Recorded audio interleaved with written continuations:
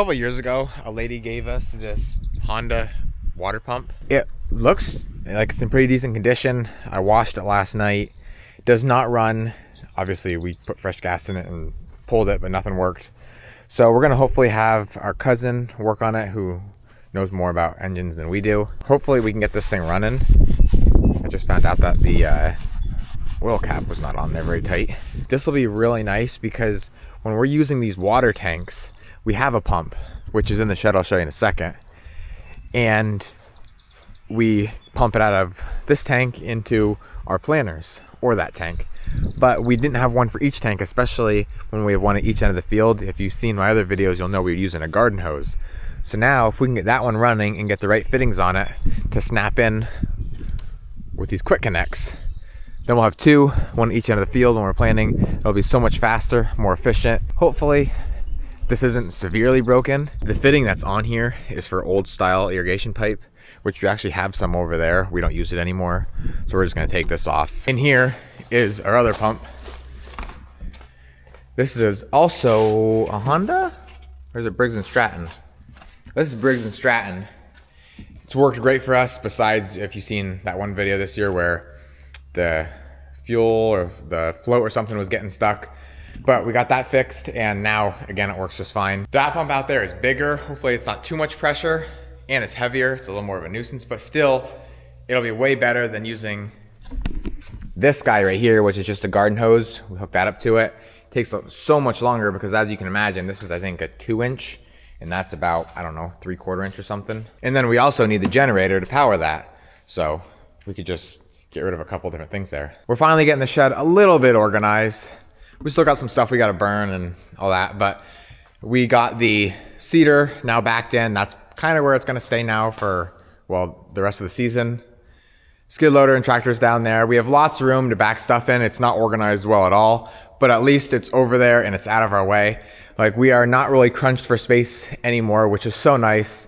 There's always room to pull a tractor in and out or something of some sort if need be. I want to do a drive around and I'll show you how everything is looking now that a lot of our fields are filling up. We still have a little bit of planting to go as far as the late season cold crops, the second planting of vine crops, and the second planting of pickles, which I guess pickles and vine crops are kind of the same thing, but I'm talking more cantaloupe, watermelon, and pickles and zucchini. But the oats, the sweet corn, the field corn, the soybeans, the early season cold crops, the first patch of cantaloupe, watermelon, pickles, all that kind of stuff is all coming up nicely. It's weed free and everything just looks really nice right now. So 23 times 72 equals, there's 1,600 plants. And we got 6 rows times, they're about 600 foot rows.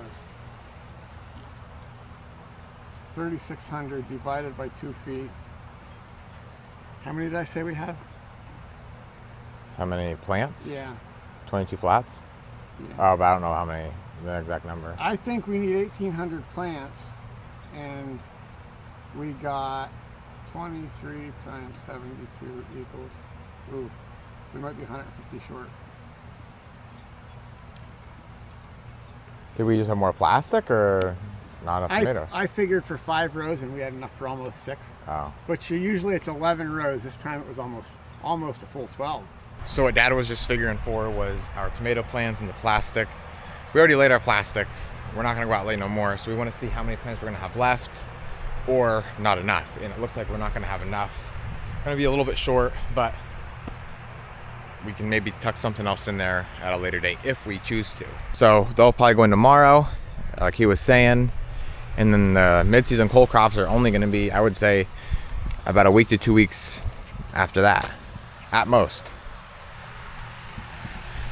These guys here though, the late season, will not be planted for, they're gonna be transplanted and hopefully in about 3-4 days.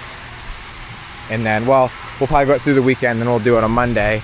And then we have to wait a couple weeks for them to get to that size till they're ready to transplant. Which will hopefully be around the second week of July. And the vine crops, again, are gonna be somewhere around that time frame. I'm gonna say around 2 weeks for these yet before they're ready to be planted. Dad just sprayed the high tunnels yesterday. They are loaded with tomatoes. I mean, just big, thick, beautiful clusters. I can't get, there's gotta be 30 tomatoes at least on there. big, small, medium. This one here's a little bit smaller. Over here we got some, I'm not gonna say jumbos yet, but they're not far off. Look at this guy over here. I mean, they are loaded. Holy moly. You don't need a monster plant to get a lot of tomatoes, but they just kind of seem to go together. Big plant, big tomatoes, and lots of tomatoes. I'm just kind of basing it off of the lower high tunnel. This might be a phone call from my exhaust. Hello? Hey, it's Swanberg. Oh, hello, how are you? Your pipes are done. Great, okay. That was a phone call for the 1938 Chevy that I've been working on. I've been posting a lot of videos on Facebook, TikTok, and the Reels here on YouTube. And so, is it Reels? Shorts. It's Shorts on YouTube, Reels on Facebook. Anyway, I had to get the whole exhaust replaced. It was just rusted out so bad.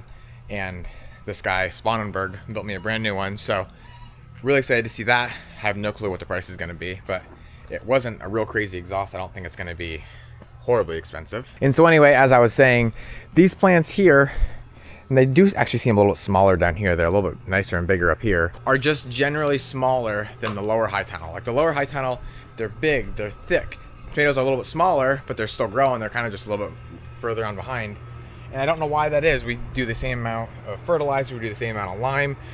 Everything's almost exactly the same. And that one down there seems to be doing a little bit better as far as plant health anyway. Tomatoes are, or at least right now, they seem to be the same. So now I'm heading down to get Nathan. We're gonna move the irrigation pipe that's in our cabbage and onions so I can cultivate within the next day or so here. There they go. Come on, Dace. Now Chloe wants it. Come on. Good girl. Good girl. Come here. Come here. Give it. Dead. Ready? Ready. Sit. Sit. Sit. Stay. Daisy, sit. Stay. Stay. Go get it.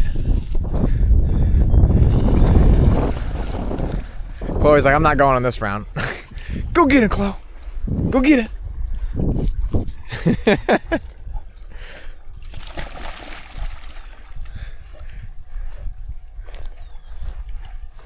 That's the first time I've seen her swim, like actually swim. Good girl. So this irrigation pipe stretches from here all the way, not to that tree out there, but about 3/4 of the way. And so we're gonna move it literally from here out of the rows just to the plastic. That way it's not in the way while I'm cultivating. So here's the lower high tunnel. Don't ask me why these 3 plants just died. I mean, the rest of the high tunnel is doing beautiful. These here are the regular determinate tomatoes. Over here, this is a new variety we planted kind of by accident because these plants died. This is an indeterminate tomato. And you can see the clear difference. They're so much longer and, like, I would say kind of like more straggly. Now, these are starting to get some really nice tomatoes on, like the upper one, but you can just see how much more dense they are, how much like greener, and not really greener, but leafier and just like full. Still lots of tomatoes. I mean, the biggest thing is you don't want all plant and no tomatoes because that's bad too. This is kind of like, when I think of the perfect tomato, this is it right here. These, who knows how these are gonna turn out. It's an experiment and we'll see. They are putting on some little tomatoes. You can see the really tiny clusters here. They're definitely gonna need to be tied again, maybe tomorrow or the next day. And they might outgrow these stakes, but we'll figure that out when that time comes, which is gonna be very soon. So I got Daisy and Chloe out here with me, and we're gonna do a little drive around. First field here is the oats. I think I can get out through here.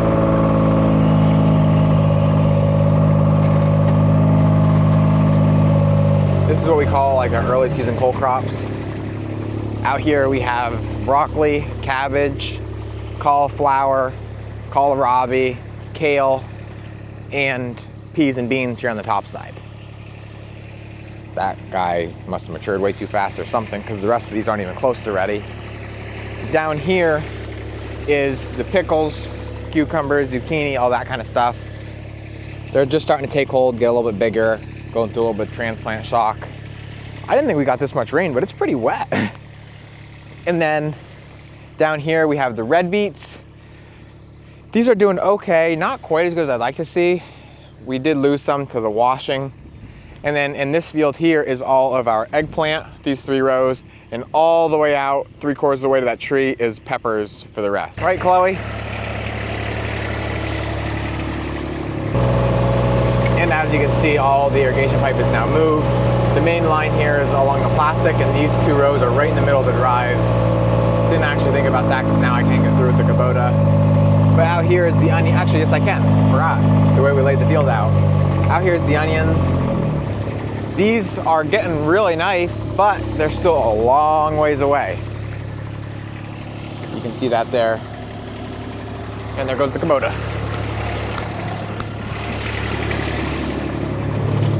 I think there's around like 20,000 onions, something like that. This is really nice. We never had this before, where we can drive right from this field into the pepper field.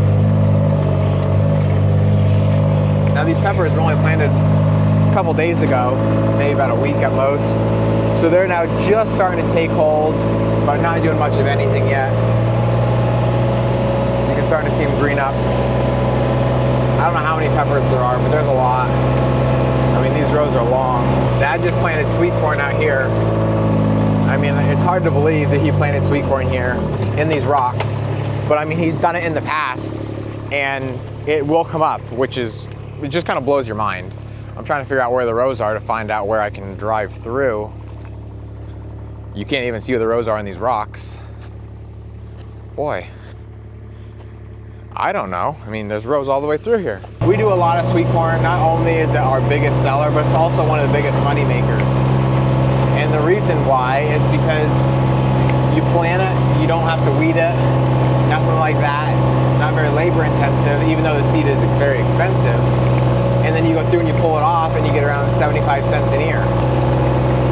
Out here is the strawberry field, which as you can see, it's getting pretty weedy. Not only are the weeds starting to come up between the rows, but we have a lot of oats from the straw we spread over top coming up as well. There's still some strawberries here, not a lot. Definitely not worth opening up for pick your own strawberries anymore, or even us coming out ourselves for just the farm market, stuff like that. Sammy actually wanted me to try and pick her another quart of berries, which I did yesterday, but it's getting hard picking. Now after the strawberries is our sweet corn. This is the first field planting of sweet corn, meaning that he planted this with our John Deere planter. But then out here on the end is what we planted in plastic with that new poly planter. And you can kind of see the difference in how much earlier you can get it in. And we didn't even get it in quite as early as we probably could have. So that's that field. And this is what we did with the poly planter in plastic. I'm not gonna lie, it's pretty impressive. It looks awesome. I mean, they're thick, they're green, they're doing beautiful. They're just now coming out in tassel. This is the first planting, and then the more plantings go all the way down through. Like, we might have did these 2 rows in one planting, and then there might be another. There's probably 3 or 4 plantings here altogether, maybe even more. And so, like I was saying before, and I know you guys told me not to worry, I have my doubts on this being ready for Briggs Festival. I just looked at their sign. I think it is the 9th, 10th, and 11th. Today is June 22nd or 23rd. I mean, you're talking like, what, 2 weeks or something like that? There's just no way. I'm not even seeing the littlest tiny ears coming on, so we'll see, but man, is it a long shot. Luckily, we got this rain that's gonna help it along. Honestly though, even if it doesn't make it for the Briggs Festival, it'll still be way earlier than what we normally have corn, and we can sell it at our farm market, which is gonna be a huge plus.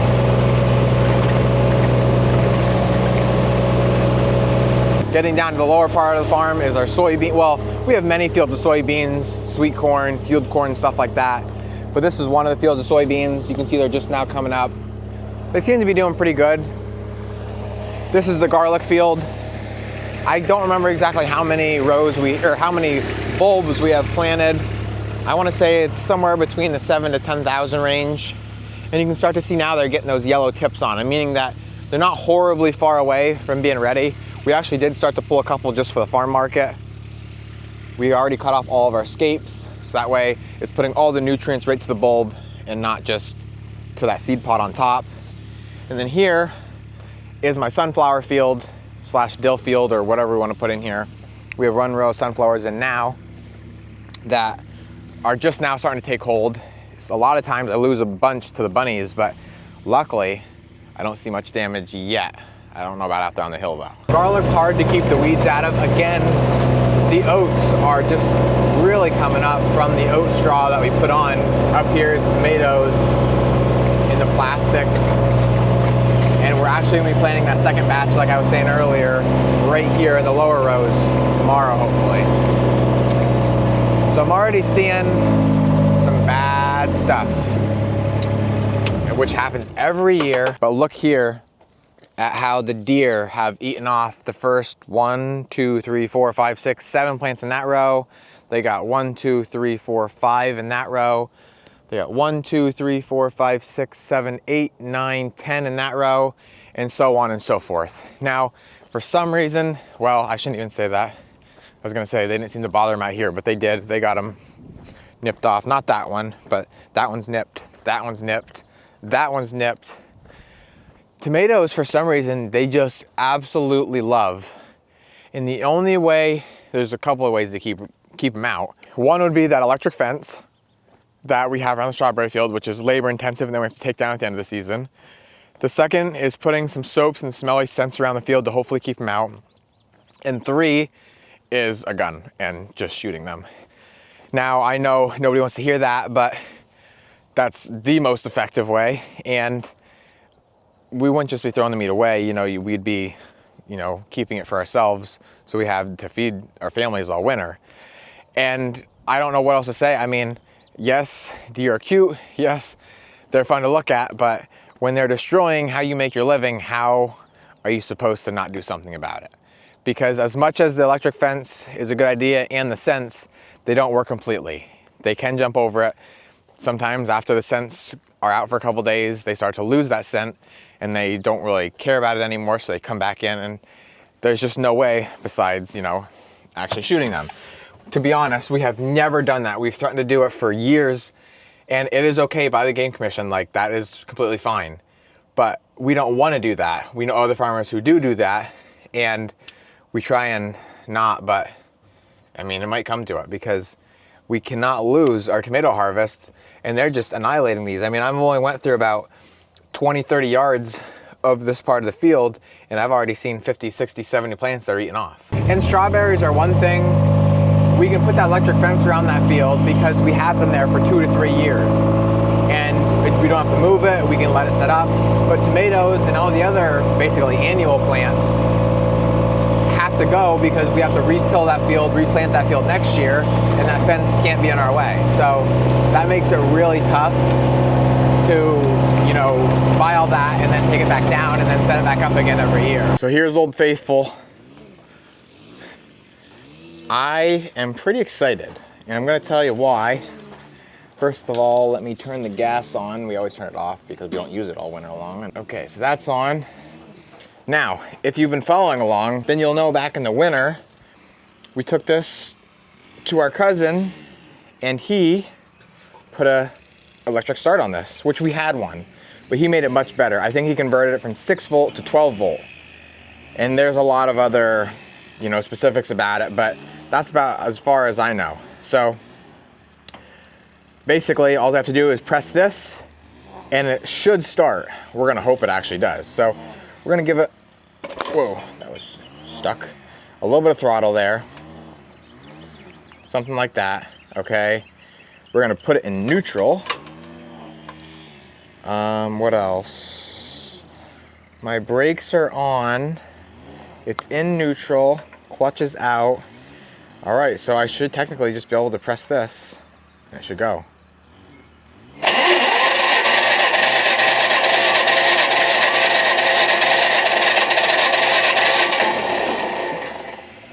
Well, it's strong. but it's not starting.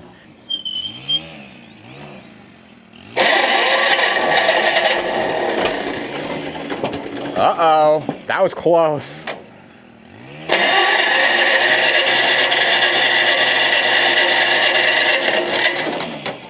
So I completely forgot to open my petcocks, and I think that might have a lot to do with it. So here we go.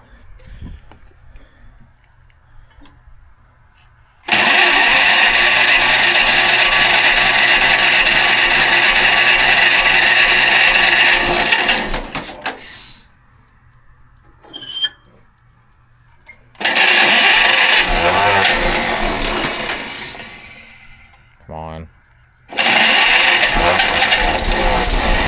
There we go. So I'm just about done with coal crops. It's going pretty good. Honestly, I did screw up though. I thought I did a decent job driving, but looking here now, you can see, like, if your rows aren't evenly spaced, what happens is when you're trying to drive and cultivate one row, you're actually driving over the tires or the plants on the other row with your tires. And that's what I kind of had a little bit of an effect here. I was driving over them. I was covering them with dirt. I mean, basically, this plant is now dead. Like, there's no way it's coming back. It's uprooted. There's nothing left to it. And so you just got to pay attention to everything.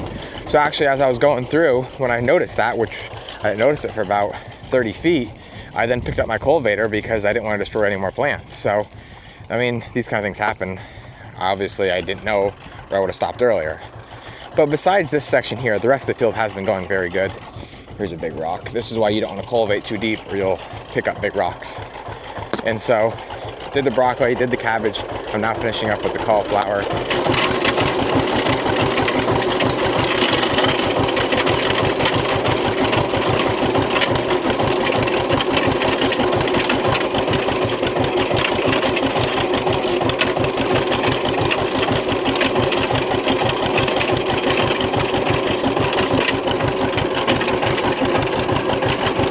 It's only a one-row cultivator, or actually we can do 2 rows, but we only have a 1-row planter.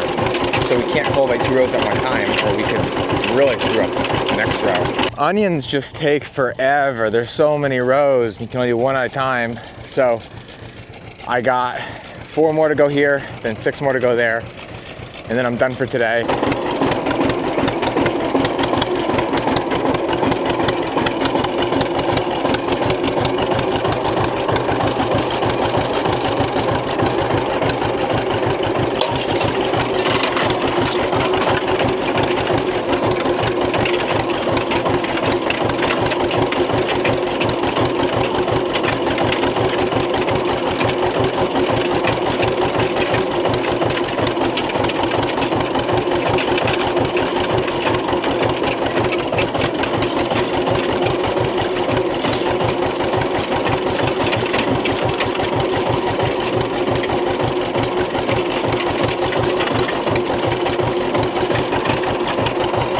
All right, that's it. That's the first time this tractor's been parked in the shed in a long time. And we can do that now because we have an electric start. So with that being said, that's what I'm calling it a wrap for this video. Hopefully in the next one, I'm gonna finish those onions, then move on to the potatoes, and I'm sure a number of other jobs are gonna need to be done. So hopefully I'll see you there. So here she is, my new exhaust. Not the muffler, I gotta buy that. But he bent it almost exact to what I needed. He even left it a little bit longer. He said just in case I needed a little bit of extra room.